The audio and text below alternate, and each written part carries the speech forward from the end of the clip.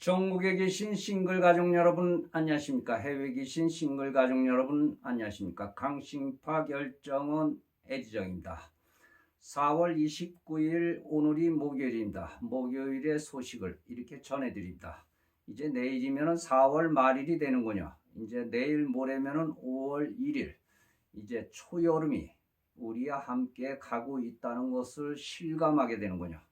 우리는 초여름을 맞이하면서 벌써 이렇게 세월이 이렇게 빨리 가는구나. 이런 것을 우리는 많이 이렇게 느낄 수 있을 것입니다. 과연 우리는 금년을 맞이해 가지고 얻은 것은 무엇이고 잃은 것은 무엇인가 하는 생각을 해 봤습니다. 과연 우리는 앞으로 정말 좋아하는 사람을 만날 수 있을까? 사랑하는 사람을 만날 수 있을까? 이런 고민도 해봅니다. 사랑하는 사람을 만나면 영원히 함께 할 수 있을까? 이런 걱정도 한번 해볼 필요가 있는 것 같습니다. 그러니까 7년 전에 저희 모임에서 결혼을 하신 분들이죠. 재혼을 하신 분들이죠. 그러니까 이 남성분은 그때 그 신용불량자라고 하죠. 사업하다가 실패를 해가지고 신용불량자 그런 신분이었었죠. 여성분은 그 임대업을 하고 계시는 좀 그래도 좀 가급적 넉넉하신 분이었습니다. 그런데 이 두 분들은 어쨌든 그런 상황에도 불구하고 이분들은 재혼 생활을 하셨죠. 그런데 여성분이 중간에 이 남성분하고 헤어지려고 하였습니다만은 이 남성분이 자살 소동이 일어났었죠.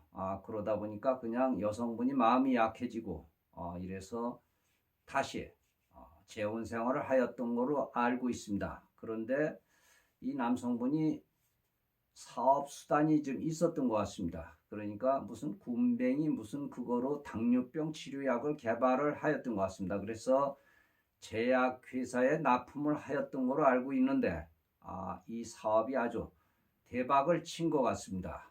그러다 보니까 수익도 많이 창출하게 되고 이제 5년이라는 6년이라는 세월을 이렇게 보내고 보니까 돈도 많이 벌었던 것 같습니다. 그러다 보니까 두 분이서 어떤 이해 충돌이 생긴 것 같습니다. 이해 충돌로 인해 가지고 두 분은 7년 만에 재혼의 어떤 그런 삶의 여정을 끝마친 것 같습니다. 참 안타깝지만 두 분들 모두가 상처를 입으신 것 같은데 남성보다도 여성분이 더 상처를 입으신 것 같습니다. 오늘 점심때 연락이 왔더군요. 참 뭐라고 드릴 말씀이 없었습니다. 오늘 방송을 해야 되는지 이런 생각을 했었는데 또 오늘 반드시 몇 분의 어떤 공개 구원도 해드릴 겸 해서 이렇게 카메라 앞에서 인사를 드리게 됐습니다. 그리고 제가 이제는 병간호를 제가 하고 있다고 했죠. 일주일뿐이 안 남았습니다. 그런데 이 여성분이 정말 이 항암 치료가 상당히 그 부작용이 심한 것 같습니다. 그러니까 갑자기 있다가 또 방광염이라는 어떤 그런 그 돌발적인 어떤 그런 상황이 와가지고 병원에 응급실로 이렇게 실려갔었죠. 갔었는데 뭐 며칠간 또 주사 맞고 치료를 해야 된다는군요. 그러니까 1분, 3분 만에 이렇게 병원을 그 화장실을 가고 그럴 정도로 이렇게 심각하더군요. 정말 건강을 우리는 늘 생각을 해야 될 그럴 필요가 있지 않나 이런 생각을 합니다. 늘 건강하시기를 바라겠습니다. 그래서 이분들은 이렇게 결혼을 재혼을 이렇게 생활을 마치고 또 이별을 했다는 소식을 듣고 저 또한 이렇게 애디정 실망을 아니할 수가 없습니다.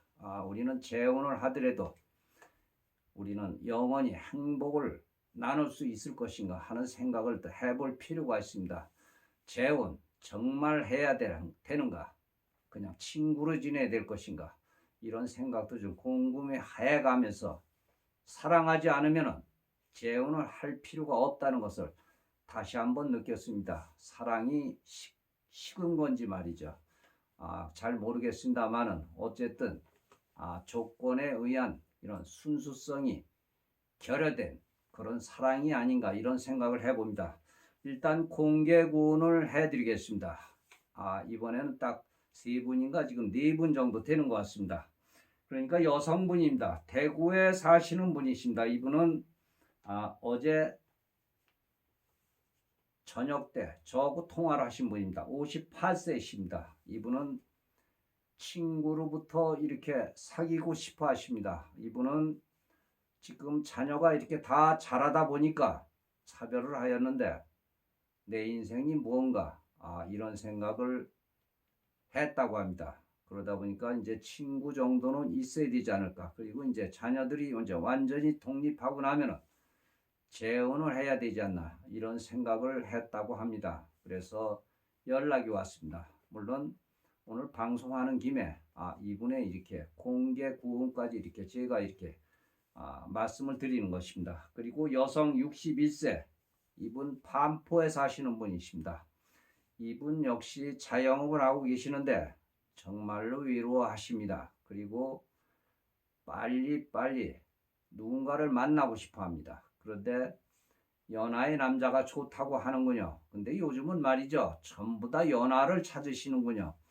여성분들도 좀 젊으신 분들을 찾으시고 남성분들도 좀 젊으신 분들을 찾으십니다.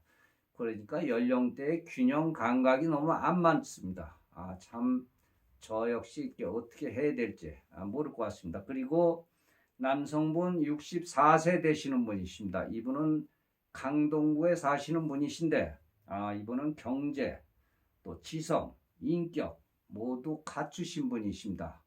이분은 누군가를 만나면 정말로 재혼을 하려고 노력을 하고 계신 분입니다. 정말 재혼을 하려고 노력을 하시는 만큼 신중한 면도 있죠. 인연이 되셨으면 하는데 참 안타깝다는 생각을 합니다. 모든 걸 다 갖추신 분인데 말이죠. 그리고 또 경남 거제에서 전화가 왔군요. 이분은 남성분인데 지금 46년생이면 76세가 되시는 것 같군요. 그러니까 만으로 75세요. 이분은 좋아하는 사람만 있으면은 맨날 비행기 타고 서울로 오겠다고 하십니다. 그리고 뭐 그쪽에 땅값이 올랐는지 경제적인 것은 걱정하지 말라고 이렇게 하시는군요.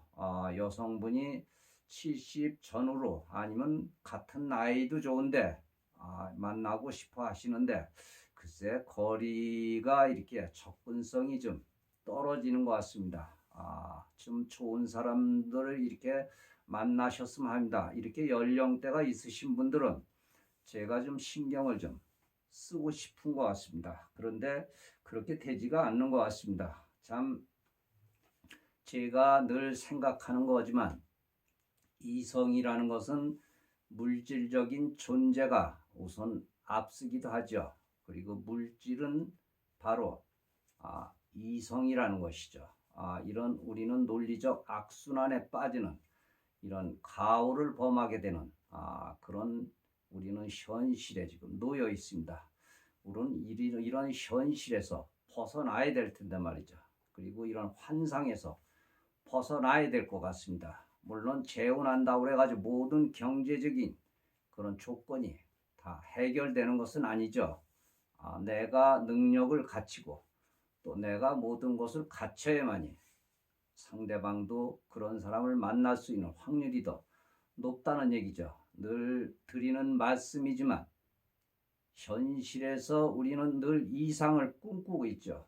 우리는 이상 속에서 우리는 현실을 또 잊어버리고 더 높은 곳을 향해서 누군가를 찾고 있죠.